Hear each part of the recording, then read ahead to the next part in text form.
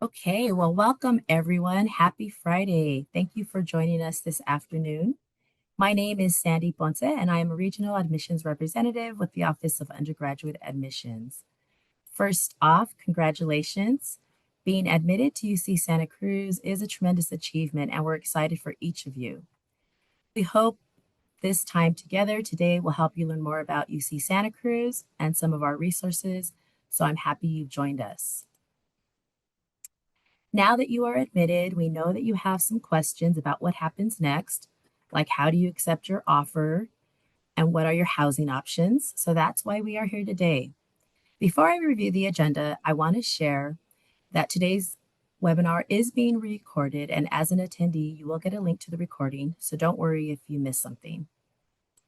Starting us off today, we have our guest presenters, the Campus of Housing Office.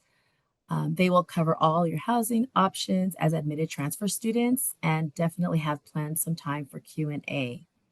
I also have with me today available to answer your questions in the chat throughout the webinar, Claudine, Laura, and Erin, my colleagues from the admissions office who have a wealth of knowledge, so please feel free to ask your questions in the Q&A box. After our guest presenters, I will share with you some information about our campus and some of our resources, followed by a video going over the steps to accept your offer. For those of you who joined us last week's webinar, it will be the same presentation after the guest presenter. So if you came here just to hear housing, we understand if you need to leave after that portion. So with that, let's get started. I'm excited to introduce our good friends from housing, Kathy Cooney and Nathan Taylor. Kathy will be sharing their own presentation. So at this point, I'm going to hand it off to Nathan, who will introduce themselves. Welcome, Nathan. I will stop sharing so you can share. Perfect. Thank you so much, Sandy. Hi, everyone. It's so great to be here with you all and answer your questions about housing and share a little bit about UC Santa Cruz and specifically the transfer student experience. My name is Nathan Taylor. My pronouns are they and them, and I am what's called a coordinator for residential education at Porter College. And that is primarily where our largest transfer student community is. So we have a transfer community building with hundreds of transfer students that live there year round in a residence hall style building. And I wanted to share with you all a little bit about what student involvement in on-campus housing might look like, what support from some of our student leaders on campus might look like to hopefully give you a little bit of that context. So we have 16 resident assistants who live within the halls there at Porter College. We have three per floor, and they're all there to help you all as you sort of navigate that transition from community college to starting your journey here at UC Santa Cruz. We also have our team for next year. We have a large chunk of those folks are also transfer students as well. So they share that sort of experience of having that transition from community college and are now RAs and here to support you all while you navigate things. Our RAs, while they support you all within the halls, maybe with interpersonal conflicts that you might have in a roommate situation or providing you guidance with like what sort of resources on campus you might want to be connected to. They also do a lot of programming on campus. So a couple of examples of those things. We just had a traditional program, which is called Porter Palooza, named after the music festival Lollapalooza. We had a bunch of local bands from Santa Cruz, as well as some student bands that were performing. Hundreds of folks came out to our little quad area and enjoyed like free food, music, and the weather was like a little bit rainy, but we still had some really good time out there together. We do lots of D&D one-shot nights as well. Some of our RAs are very passionate about doing some of those types of events. We have a boba event happening today after our webinar today. I'm going to go be picking up lots of boba. So lots of different opportunities to get some food, but also connect with folks who live near and around you. We also have some other involvement opportunities too on campus. So if you want to stay involved specifically here in Porter and Kresge, we have things like Porter Senate, where you can have elected positions or representation within our college to also put on events through that avenue too. So lots of different ways to be involved. And if you all happen to have questions about some of these things, but also some of the things that Kathy is going to be sharing about what it's like to live on campus, some of those living options, I'll be answering your questions in the chat. But like I said, super great to have you all here, and I will go ahead and pass it over to Kathy. Thank you, Nathan. I'm going to pull up my slideshow, and if you can just confirm that folks can see it here in just a second.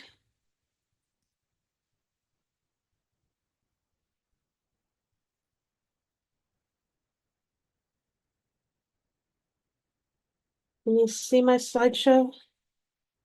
You I are think all it's, set. Okay, and it yes. looks normal? Perfect. Yeah. Okay.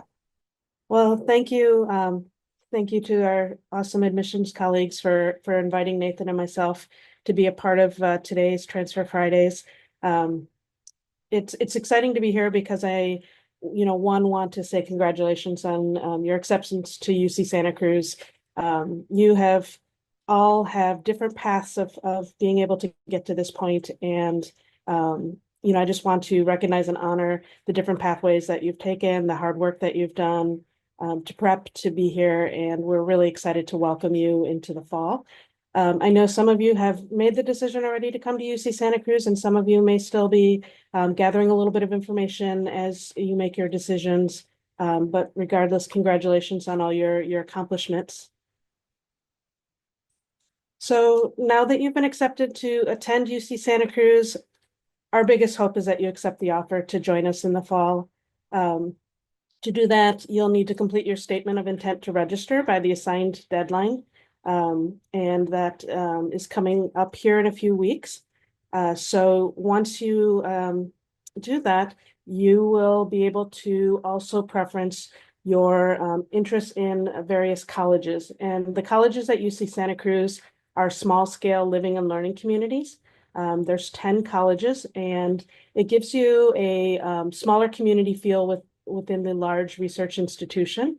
And in these colleges, it helps support your academic co-curricular lives. And as you travel through your time at UC Santa Cruz, the college that you're affiliated with becomes your college the whole time, whether you're living on campus or off campus.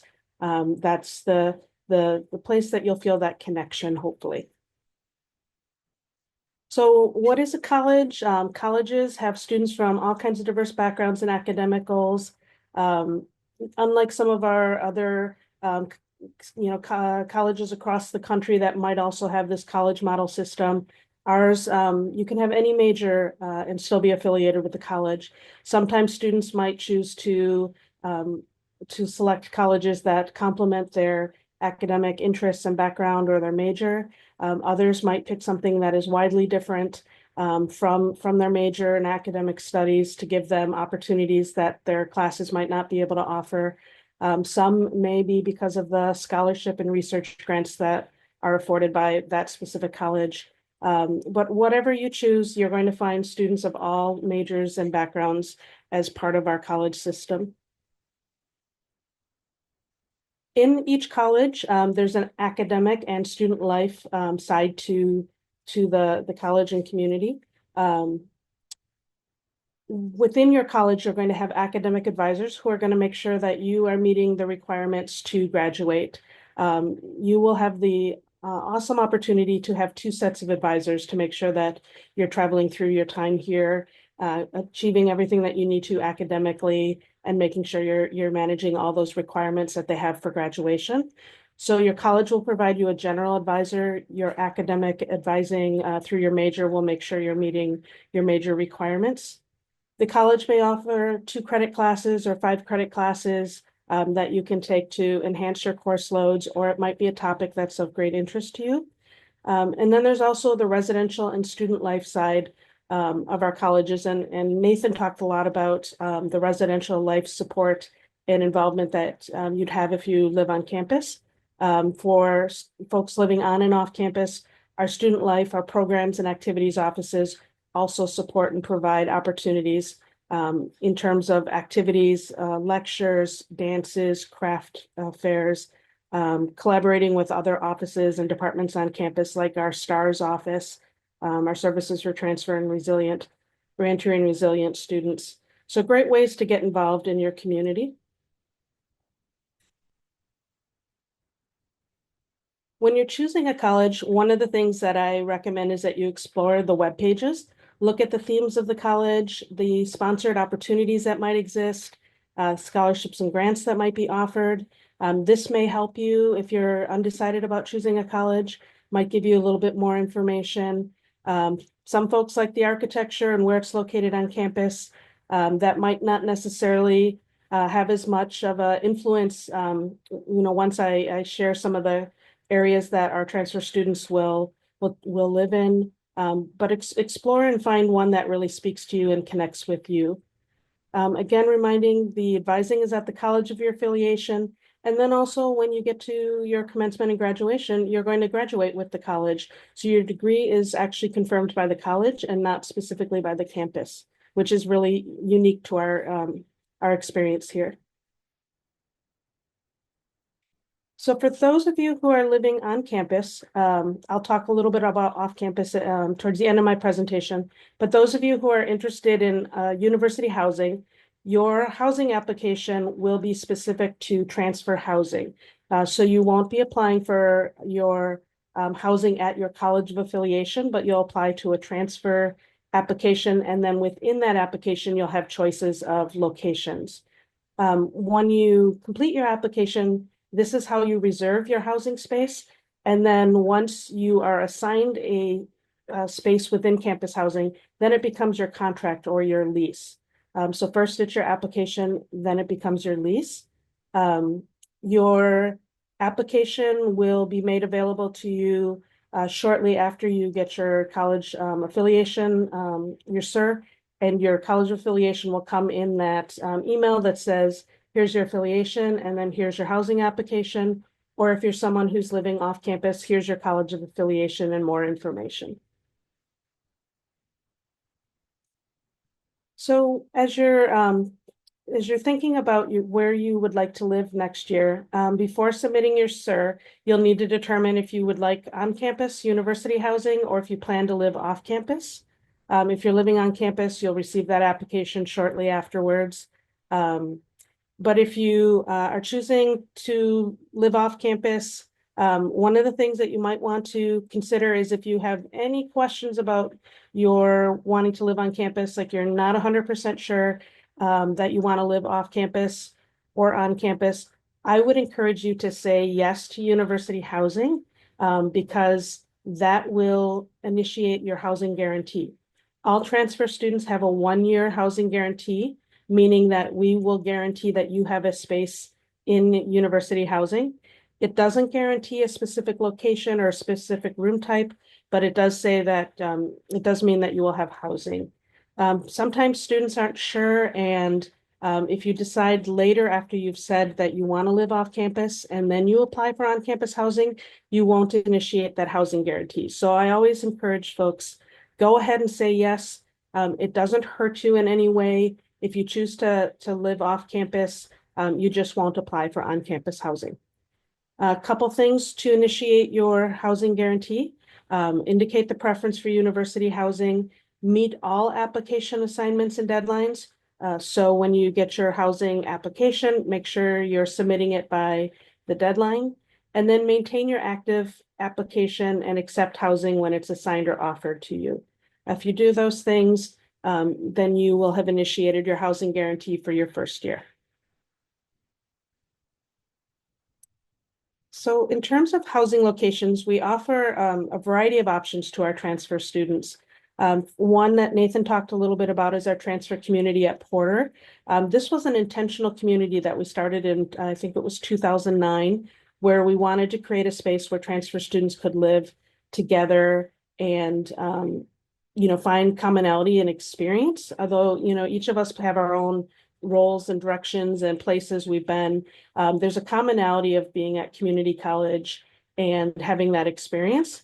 And so what we wanted to do is provide an opportunity for our transfer students to connect. And so the transfer community at Porter was started. It's about 535 beds. And over the years, we've grown. And so I'll have the opportunity to share with you other options that we have in addition to the transfer community. It is traditional residence hall. The rooms are singles, doubles, triples, quads, and quints. So single is just you, double, two people in the room, three people in the room, four and five. And singles and quads and quints are more limited. Most of our students are going to live in a triple room, as that is the most common room we have across campus. We have some themes in our halls, so maybe some specific affinity areas that might speak to you. We also have a no themed floors or halls, but some of them are single gender. We have single gender male and single gender female, STEM, BIPOC, LGBTQIA, and a sub-free. So if those are of interest to you in your housing application, you will want to say strongly prefer, so that you could be considered for those theme housings or theme halls. The University Town Center, or what we refer to as the UTC, is a great option for folks who might want a little bit of that off-campus experience with university benefits. It's located downtown Santa Cruz on Pacific Avenue.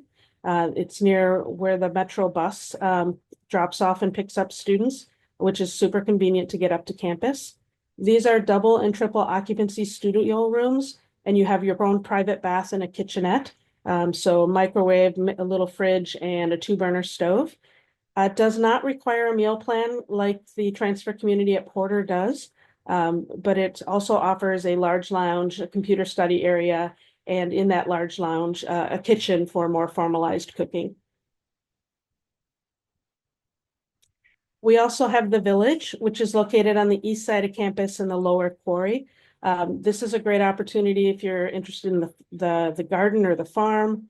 It's a nice, quieter area.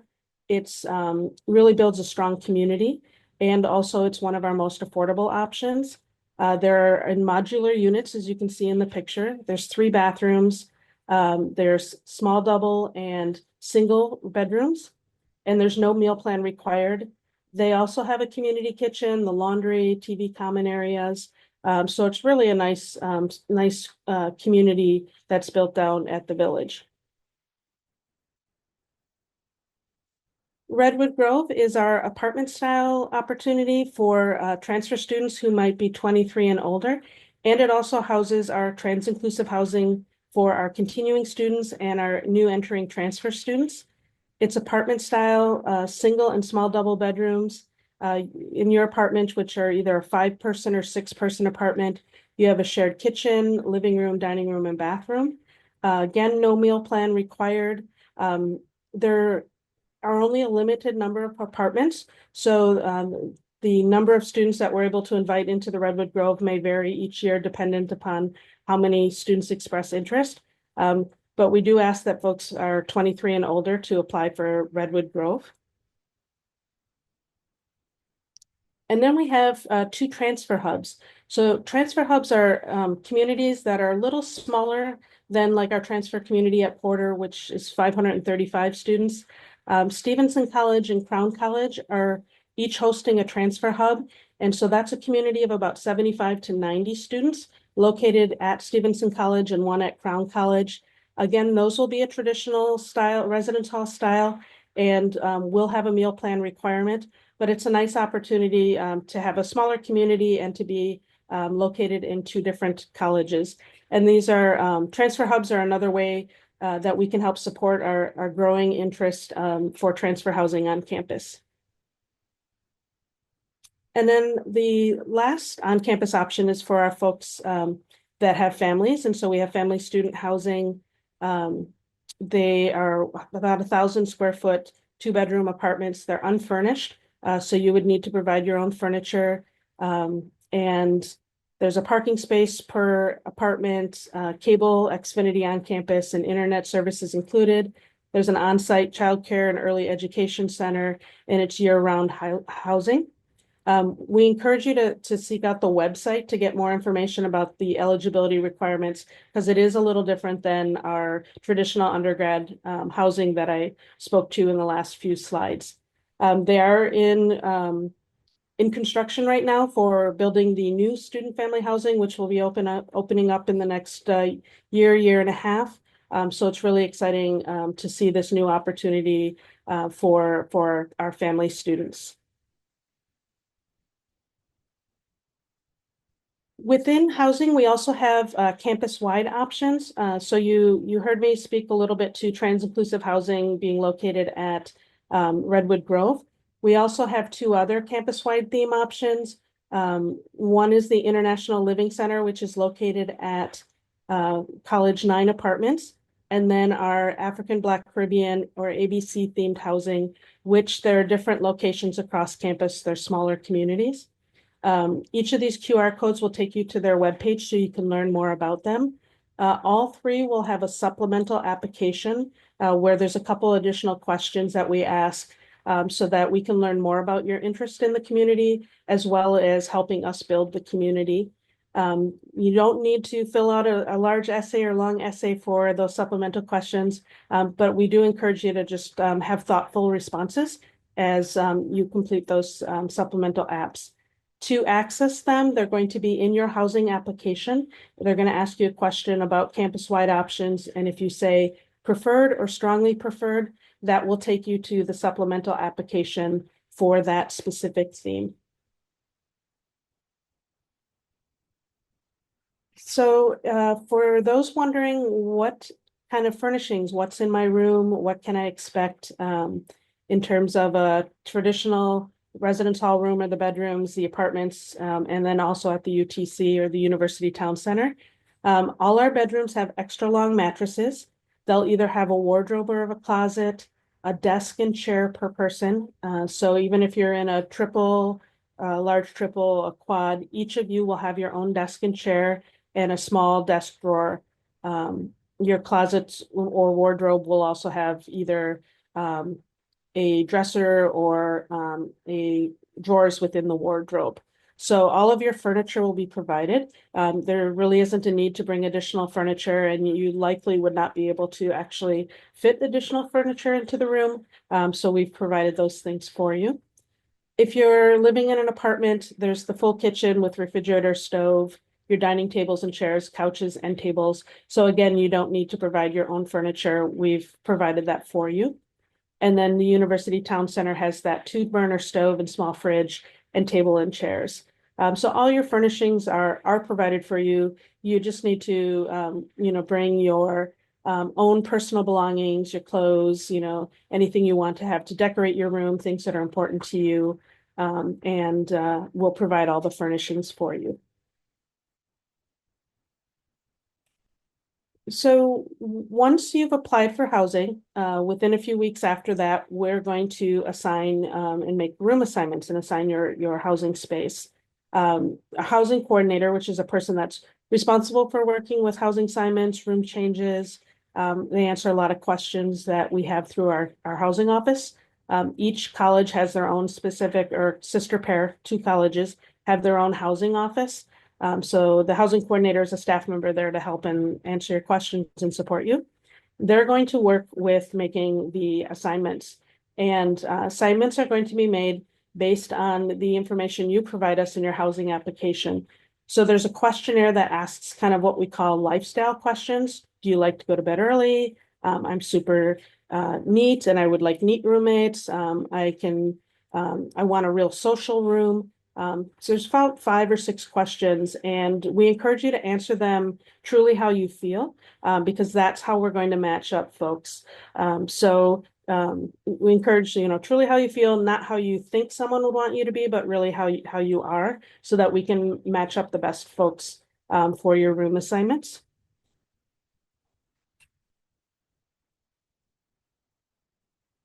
One second. There we go. So we get the question about roommates. Can I live with someone that I already know? And absolutely, that is an option. And some of our students coming in do have individuals that they're interested in being roommates with. They know who they are already. And if you do have a roommate group or individuals you want to live with, you want to put each other's names down on your housing application. So after you apply for housing, you will be able to go through your housing portal and add the names of the folks that you'd like to live with. It's really important that you add each other's name. So like if Nathan and I were to be roommates, I would need to add Nathan on my application. Nathan would need to add me so that we could potentially live together. If one person adds names and the other person doesn't reciprocate, we're not going to make that assignment because we want to make sure that everyone in the group is comfortable with living with each other. So if you have roommates in mind or you've met someone, we encourage you to add them to your application as soon as possible, because once we get to mid-July, we're going to be making those room assignments and we won't be able to make those accommodations once we get past room assignments. For our campus, we have a variety of dining halls and coffee carts and cafes and markets, which is really exciting that we can offer you a variety of plans and places that you can eat and get food and get snacks. Our cafes and perk carts, a nice place to get coffee and a light bite to eat. Our dining halls are all you can care to enjoy. Our markets over at Porter and Merrill, have different items like a mini store would have with fresh items, coffee, and then dry goods and toiletries and things like that. So it really gives you a nice variety. At the top of the slide here, I've listed out the meal plans. There's 5 different meal plans, and those who would be living in residence hall options at Transfer Community at Porter, the Crown Hub, and the Stevenson Hub, you will be required to have a meal plan, but you have choice within your meal plan. So what I would encourage if you're looking to live on campus, before you choose your meal plan is to go to our dining webpage and learn more about what each of these plans can offer you. I've just put a little brief information so you can see an overview of what they offer. But the blue slug points is your smallest meal plan, and then you can go up in the number of points or the unlimited accesses if that is of interest to you. Now, for those who are interested in living off campus, we also have resources available to you. We have an awesome office called the Community Rentals Office, and their focus is really on offering resources to students who are looking for off-campus housing. So they have an online renters workshop, which is through Canvas, and you can take at your own pace. And this kind of helps you move through the process of how to do a search, how to apply for housing options, your rights as a renter, how to navigate some of the questions or concerns that might come up as you do your search. Many of our students who have taken the workshop have found it super helpful. Not everyone has had the opportunity, coming in as a transfer student to look at off-campus housing or, signing your own lease before. So if this is new to you, this is a great place to start is with the online renters workshop. They also offer on the community rentals webpage rental listings through places for students, and that part of the webpage lists local options that are available from those property managers who choose to list with us. There's also an opportunity to search for roommates or subleases, either someone who's looking at forming a roommate group, or if you are looking for a roommate group to join you. These are all options that you can look for in the places for students. There are other suggestions that I have that I didn't list on here, but property management companies and real estate offices in the Santa Cruz area also manage rentals in the community. So don't hesitate to look up for property management companies or different real estate offices and see what they're offering as well. I've been very successful myself looking off campus with property management companies. You'll want to consider putting together a rental application packet. So, what can make you stand out from other people who are looking to rent space as well within Santa Cruz. So it's kind of like your rental resume in a sense. And that is really helpful for property management and landlords to be able to learn a little bit more about you and why they would want to consider you for their property. You can also see the average rental costs for different types of spaces within the community. So what a studio apartment average cost might be, and about how many are possibly out in the community. So it's like statistics and facts about rental units. And that can be helpful to give you an idea on how to budget and what you might be looking for and looking at when you rent in Santa Cruz. And then lots of legal resources. It's important to know your rights as a renter. You have a lot of them. And there's support and resources to help you know what those are, especially if you have questions about that landlord-tenant relationship. So community rentals, great resource as well. And then this last page is just an opportunity. If you like Instagram and you follow Instagram, these are our different Instagram accounts for each of the colleges. Many of them post different student events and activities that they have going on. And so this will give you a little flavor of each community and what they have to offer. So feel free to look up a community or follow all of them and see what we have happening within our communities. So thank you for spending time with me in my presentation. I think, Sandy, is it time to open up for questions? Yes. So you have about 15 minutes if you want to go ahead and answer any housing questions. I don't know if maybe Nathan's been monitoring them and maybe wants to pitch you a couple, or I can, whatever works best. I am flexible. Nathan, do you have questions that you think would be helpful for everybody to see or that have come in? Let me scroll through again really quick. I did feel like there were a couple that would be good to chat about. And Sandy, is it okay too if people want to raise their hand and just ask their question? Yeah, I don't remember in the webinar platform if they're able to um, To do that? unmute themselves. Okay. If not, go ahead and add your question to the little chat box and we'll read it aloud and answer that live too.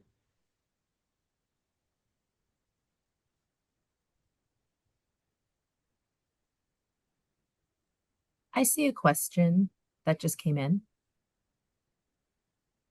Can students 23 and older still apply for normal housing on campus? Are they forced to reside in Redwood Grove? No, that's a fantastic question. Thank you for asking that one. Yes, students who are 23 and older can also apply to any of the other college communities other than the Redwood Grove. It's actually not uncommon that I think our average age probably in the transfer community is maybe that 23 to 25 range. Although we do have a number of students that are much younger, but we do have students of all ages living in each of those communities. So, please apply for and preference the places that really speak to you, because then that helps us know how to best assign you.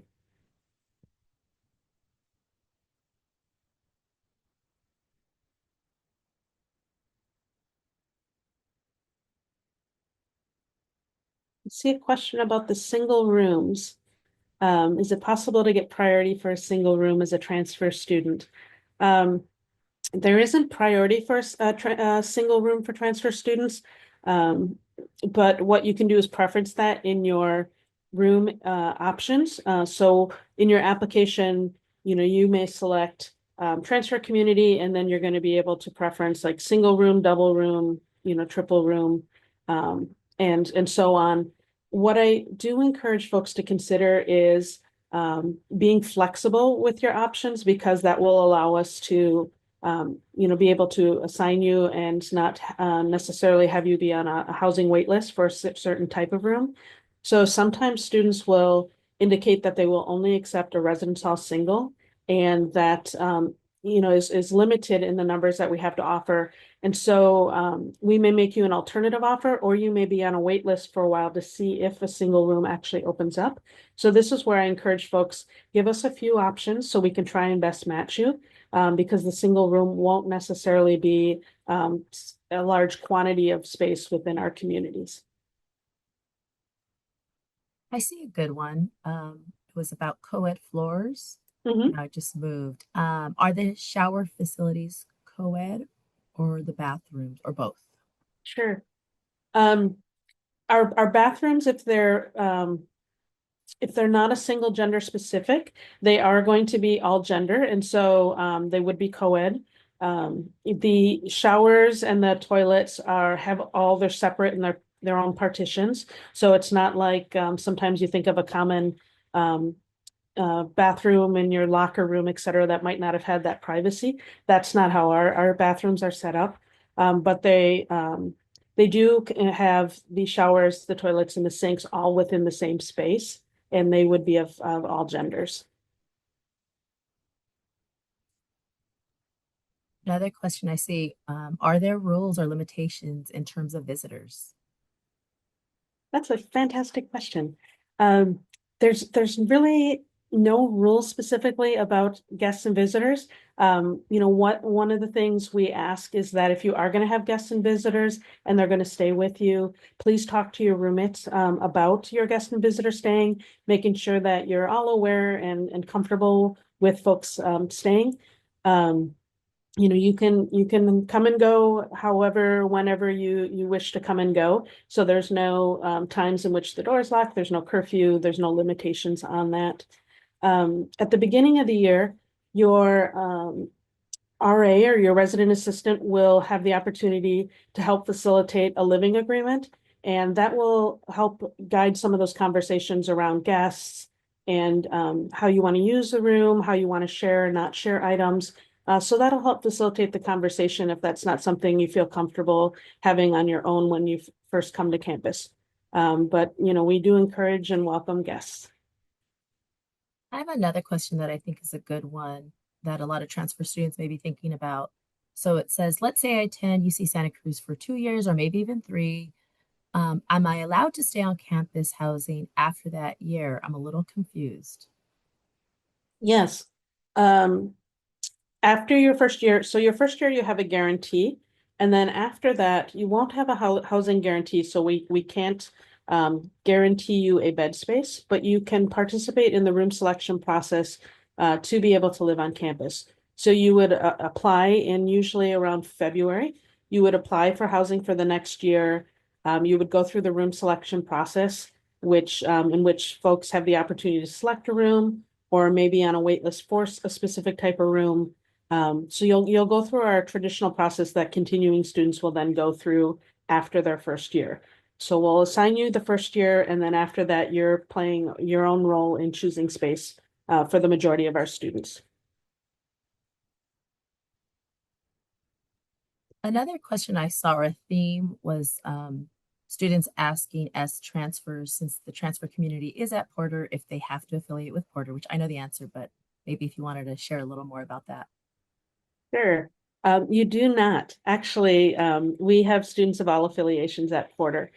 So um, just because it's located at Porter or the hubs at Stevenson or Crown, you don't need to be affiliated with those specific communities to be able to live at those communities.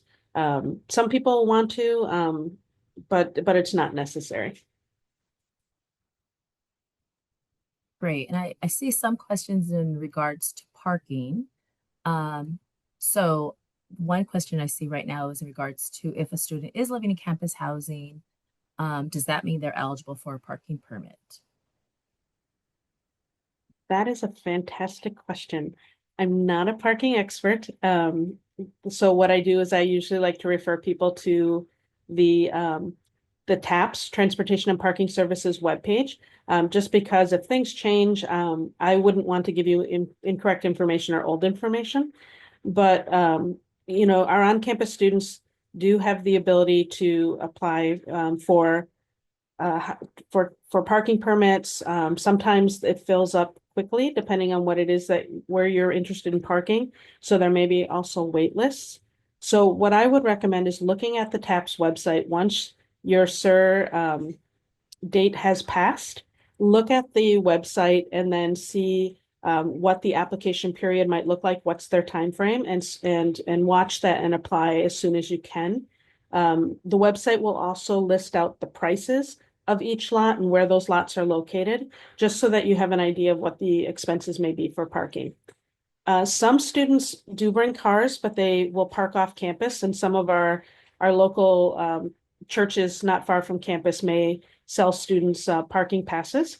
But you would need to contact each of those places specifically to find out what their process is.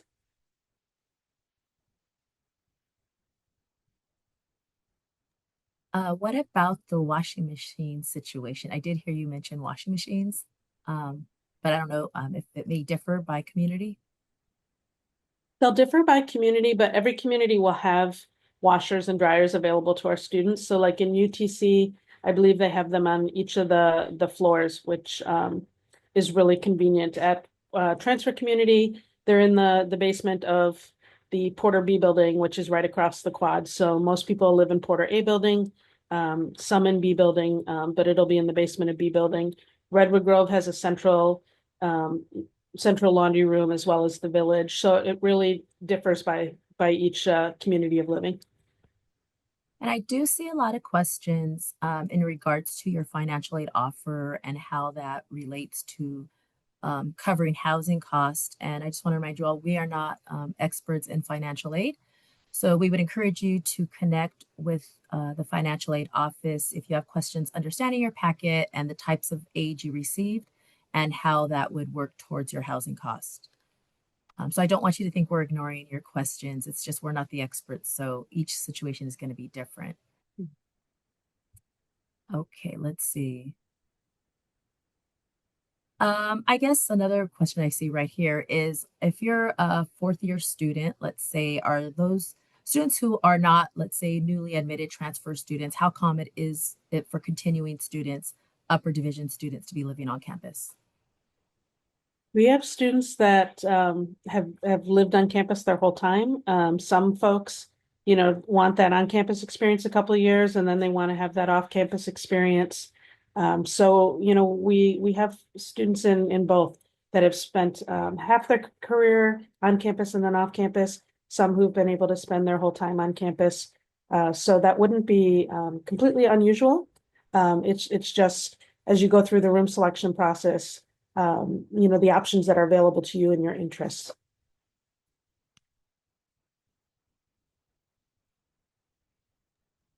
I do see another question. Again, in relation to college affiliation, I think the question is that they're seeing that certain colleges have certain themes and maybe house certain academic departments. So how that works in their college affiliation, maybe share a couple more tips. I know you did share some in the presentation. Sure. Um, you, unlike the first year students, will not need to take the College One course. So all of our first year students are required to take a College One or core course, and you've already met those criteria and qualifications coming in as a transfer student. So that required class will not be expected of you. But some of the other colleges may offer optional classes so that you wouldn't necessarily be required to take the classes.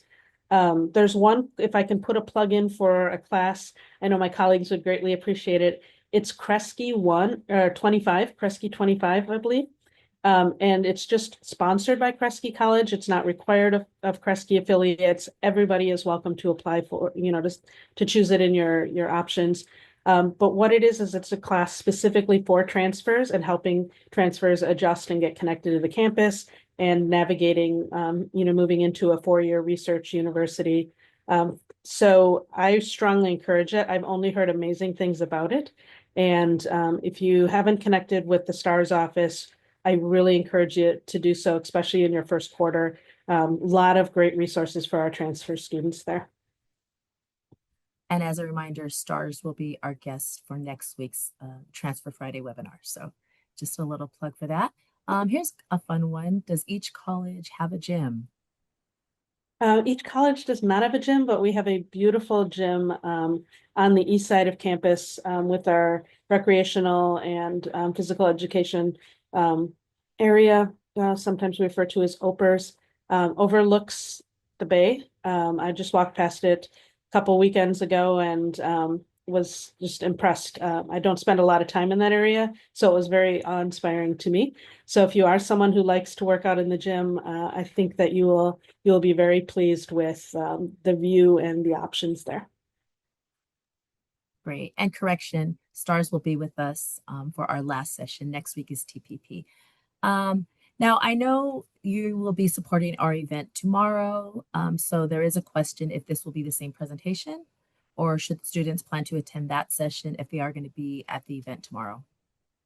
We are going to do the same presentation, but the questions might be different. So, or you might have, might want to be, what did she say again about the specific thing? So, even though the content will be the same, I think that the experience may be a little different. So please feel free to join us again. I will be presenting along with another colleague of mine, and we'll be hosting a lot of time for questions as well. But the general content will be the same. Great. I think um, the question reads, which college is the best in terms of social life? Sorry, it's a silly question. I don't think it's a silly question, but maybe they might mean which housing community, which transfer community, or maybe you want to share a little bit about the different activities all the different communities put on. Yeah. Can I tap Nathan?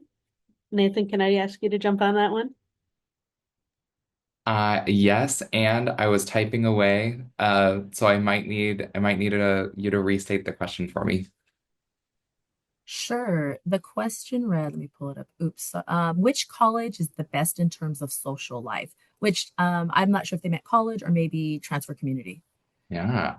Well, I will say I've been here for 3 years now, and I've also had the pleasure of being able to work at a few different colleges on campus. And I think that unfortunately there's the maybe you won't like this answer, but there's really not a good answer or a good way to answer this question. And I think that when you're taking a look at college affiliation, oftentimes those like experiences for folks, I think, show up when they come here on campus too, in terms of like general interests that they might have, but also how they might engage socially with one another too. So I don't really know that there's a college that's like less social than another college, but they're definitely social in a different way. And I think like working at Porter College, for example, we have a really awesome quad area like in the middle of our two buildings that really encourages community and folks to just come out and be with one another. There's often like music playing out there throughout the day where folks are just together in that space. And in the other colleges that I've worked at, we didn't necessarily have a space like that, but they were showing up in different ways too. So, not necessarily a specific answer for that question, but I think that they all shine differently in their own way. Awesome. Thank you, Nathan. I think we have time for maybe just a couple more. So it looks like there's another question from someone who will be on campus tomorrow, and they are asking if they're able to visit the village or UTC. Now, I know it's not part of the program, but Kathy, if people are going to be up in the area, what do you suggest as far as wanting to check out some of those communities? Sure. Um, Feel free to go to the different communities. Feel free to go to all the colleges, even if they're not hosting residential space for transfer students. Um, One of the difficult things is we won't be able to show you a specific room within those communities because our students are living in those spaces. But there will be a sample kind of showroom, model room at the bookstore on the second floor. So you get a chance to see a little bit more about the furniture and what a room might look like. But do go to the communities, get a feel for the vibe. The village, you can absolutely go down, walk around, see, they have a garden, kind of check that out. UTC, if you do go down UTC, the building is likely not to be open, but you can get an idea where it is if you look for Five Guys hamburger. It's right upstairs from Five Guys and across um, from Chianti's restaurant, right there on the corner. But do feel free to walk through the communities. Great. Well, I think that brings us to the end of our time. I do want to thank you both, Nathan and Kathy. That was very helpful.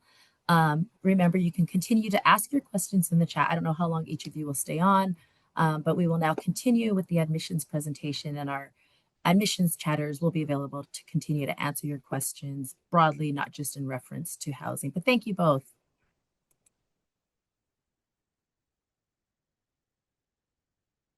Okay, just give me 1 second to pull up the presentation again. Okay.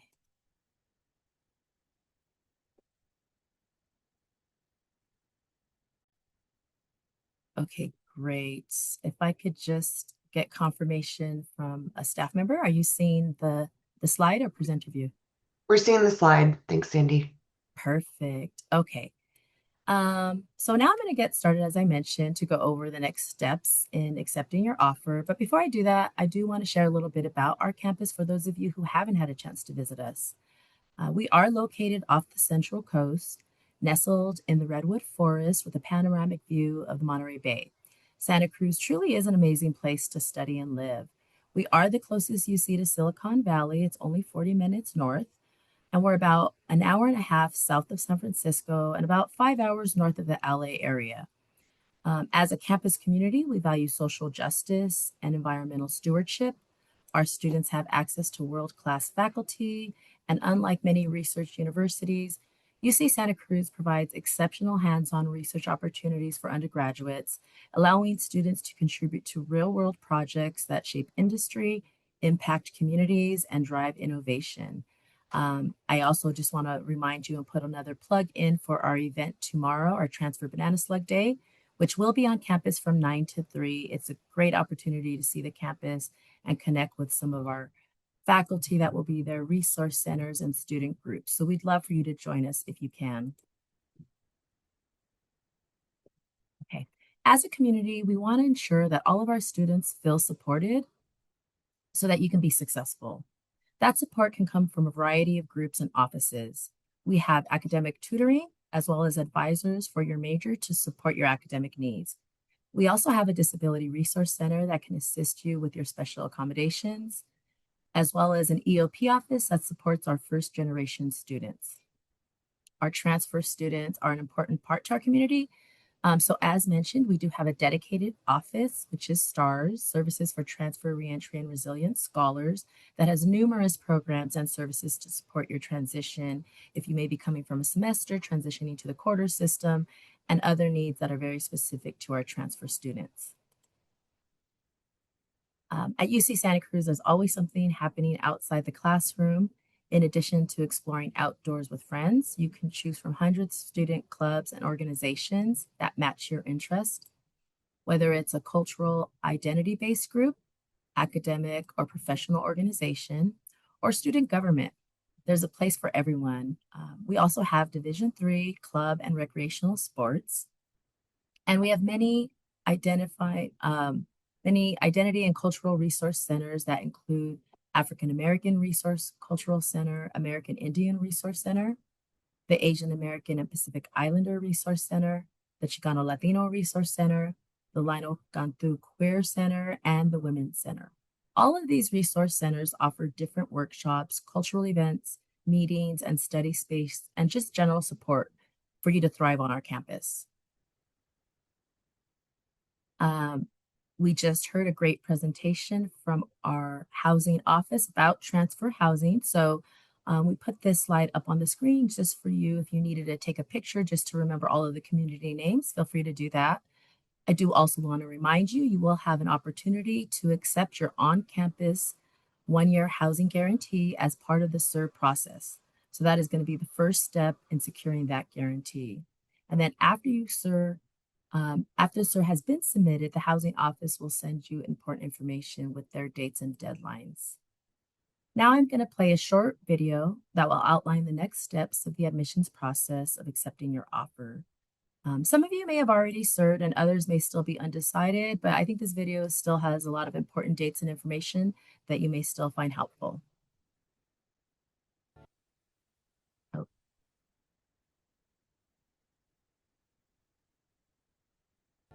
Congratulations on your admission to UC Santa Cruz. You should be proud of yourself for this huge accomplishment. You're so close to becoming a banana slug. Here are a few things you need to do before you start in the fall. First, review and accept your offer of admission. Your Statement of Intent to Register, or SIR, is your statement of commitment to UCSC. Accepting your offer has multiple steps. When you have completed all steps, you'll see a success message in the web portal letting you know you've successfully submitted your SIR.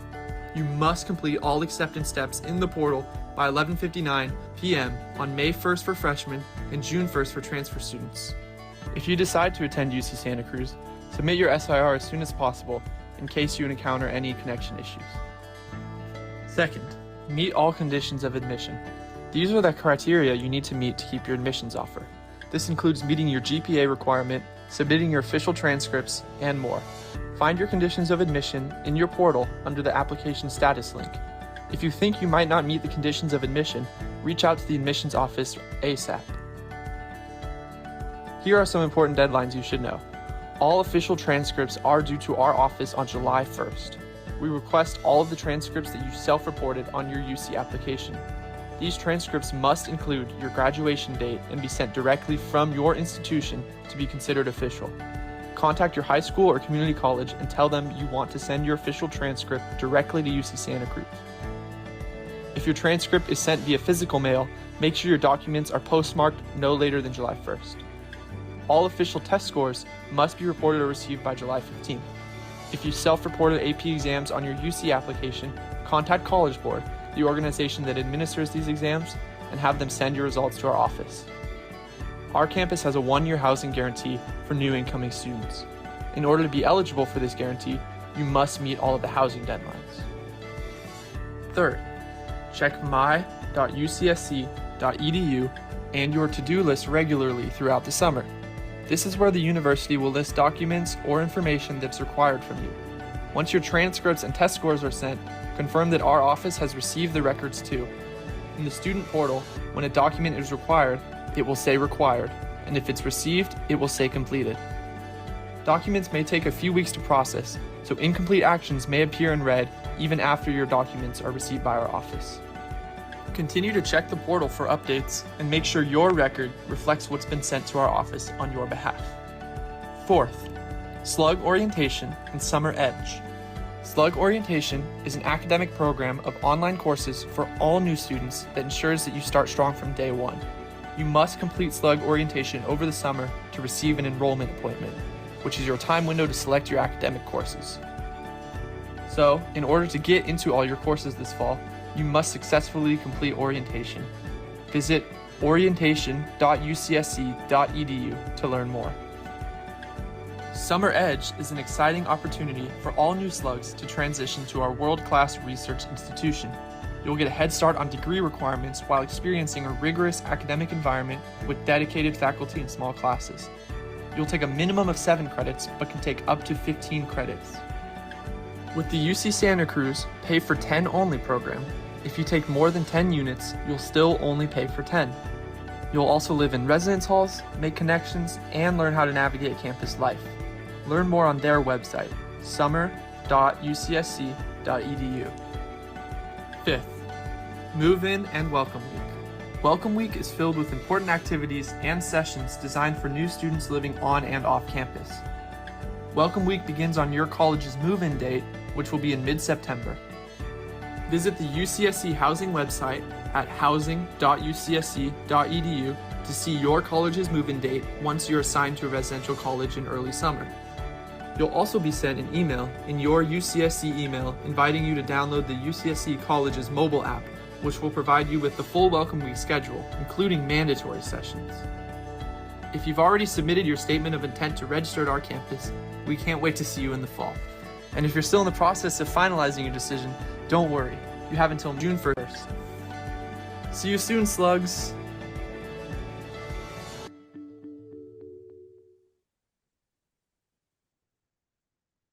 Great. Now I wanted to highlight a couple of important things mentioned in the video, specifically slug orientation and summer edge. I know that might have gone by a little fast. So for slug orientation, this is an online program that helps you prepare to be successful at UC Santa Cruz. It's a 3-part course that starts at the end of June. You will automatically be enrolled in the online program once you have submitted your SIR to UCSC. You do earn 1 credit for taking the online orientation course. So the goal of orientation is to connect you with other new UCSC students, connect you with advising resources, and teach you how to navigate the university setting. I know a lot of you have been wondering when you're going to be able to enroll in your classes for fall. And as mentioned, in order to enroll for classes by the end of July, you must complete part 1 and 2 of the online orientation and have submitted all of your official transcripts. Um, Orientation courses are mandatory for all incoming students, yet Summer Edge is an optional opportunity. Summer Edge is a wonderful program. By taking courses ahead of fall, you can get started on your degree early. We offer this program both online and in person. Remember, taking classes for your major can help you accelerate your time at UC Santa Cruz. And Summer Edge does have advisors available to help you pick your classes for summer. Registration for Summer Edge is currently open. So this is a great way for you to get to know UCSC before other students, earn credit, and save some money. Again, I know this slide was shared in the presentation. It did go by just a little fast, so I just wanted to go through some of these dates again. The most important date for you is June 1st to ensure that you submit your statement of intent to register, also known as the SIR, as well as accept your housing guarantee. We hope you don't wait till June 1st, but you actually do have up until that date to accept your offer. Your official records are due by July 1st, and your test scores like your AP, IB, credits, or TOEFL are due by July 15th. And as the video mentioned, there's going to be fall move-in dates that happen alongside Fall Welcome Week, which take place the week before fall classes start. There are going to be some activities that are mandatory during Welcome Week and some that you can choose to attend. You'll get updates about Welcome Week in your UCSC email. And just a reminder that international students will have a mandatory international orientation and fall move-in. So you should be getting specific information about that in your email if applicable. Well, that brings us to the end of the presentation part. I do want to go ahead and open it up for Q&A. So I am going to stop sharing so I can see my colleague Erin, who can let me know if there's any questions in the chat that we feel we want to ask here in front of the group. Yeah, we do have some questions, and of course, people can keep submitting them. But one that I saw that would be great to answer, Sandy, is this student is interested in declaring a minor. They're wondering, would I have to figure that out with an advisor this summer? So could you speak to the process of adding minors? And actually, I know sometimes we're asked about double majors as well. So if Correct. you can speak to that, that would be great. Sure, yeah. Many students like to add minors once they get to the campus, or if possible, add a double major. And that is something that you will work with your advisor to declare. You can go on our website.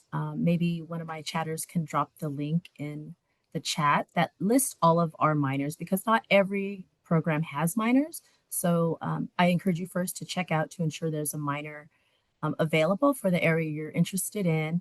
And through that link, you should also be able to see what some of those requirements might be. You may already have worked on some of that. And that would be the same for adding a major. We do get asked this often as well. And so just as your proposed major or the major you applied to us and were admitted for may have had requirements if it was a screening major, if you are trying to add that major as a double major, you would still need to have had those courses complete in order to add that. So again, you'd be working with your advisor to go ahead and add those minors and the majors. There are going to be some that might just be more challenging just because of program, for example, computer science, and some of our other engineering majors, but I encourage you to work with your advisor. And that's why orientation is so important, because that will go through how you're going to connect with your advisors. And if Thanks. I missed anything, colleagues, please chime in. No, I think that's great, Sandy. We also had a question. Um, the question is, if I enroll for UC Summer Edge and want to take more than one credit courses, will my financial aid cover it? That does sound like a specific situation just in terms of credit enrollment, but maybe just talking about financial aid and summer. For Summer Edge, yeah, and I, again, not an expert on financial aid, but we have heard from the Summer Edge program multiple times. They come and share their information, and so if you do link to the Summer Edge page, I think they have a link there for financial aid and explains the process of seeing if you could be eligible for aid over the summer, because that might be something you are eligible for. But if I'm not mistaken, I think it's aid packet for the current academic year 24-25. So I would encourage you to look through that link to make sure you understand what they're using to consider aid. Yeah, thanks, Sandy. And I just dropped the financial aid Summer Good. Edge page in the chat. Thank And you. there is a Summer Edge Promise Award that is on that webpage as well that students Perfect. look at. Thank So you. there are certain ones. One student was asking how to get an advisor before Summer Edge starts. So, I know that summer session, they have their own advisors on staff that you're welcome to reach out to if you want to talk about what classes should I take. They even have transfer plans and suggestions. Um, I don't know if there's anything you want to, I know sometimes, Sandy, we get asked a lot about when am I going to connect with my major advisor? And some of that is covered in orientation, but maybe if you want to just reiterate.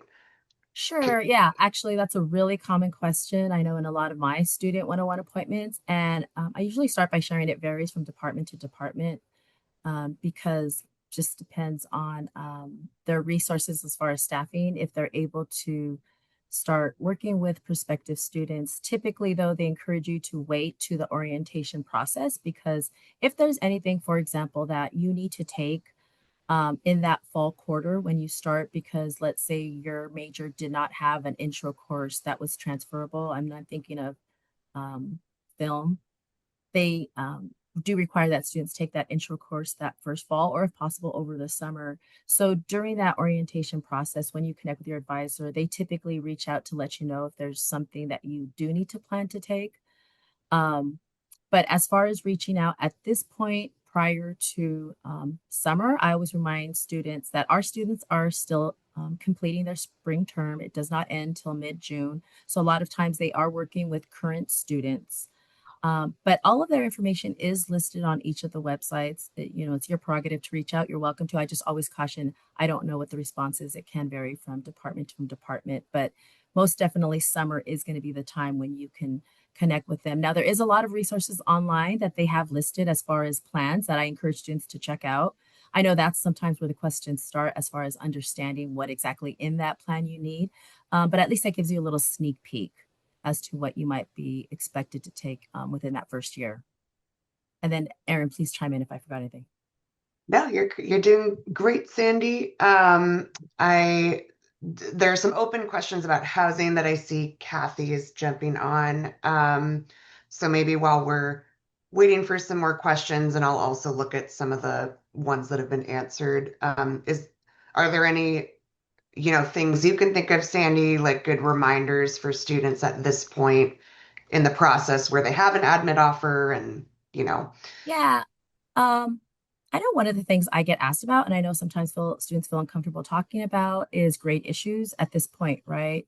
You're struggling in class, you may have already withdrawn, and now you're stressed out because you might not have told us yet, or um, it's past the drop period, and now you're concerned about a not passing grade that looks like it could be looming. Um, I do encourage you to please reach out to us. We do have a way to formally report that to us where you submit a grade change or schedule change or grade issue form to inform us now if something has happened, right? Because we do know when you listed your coursework on your UC application, you might have updated that in early spring, February, March, and something might have changed since then. And if you are concerned that it's going to impact your offer, we encourage you to please complete that form immediately if that change has already happened or if that grade is already earned. Um, if you would like to connect with your admissions representative, I'm not sure if that link has been shared. We do all meet with students to answer your specific questions, and a lot of times they are about very specific academic issues. So I encourage you to schedule an appointment with us. We have heard it all. Please don't be embarrassed to discuss that with you, because a lot of times it's really just making sure you're aware of the resources and how to report that to us.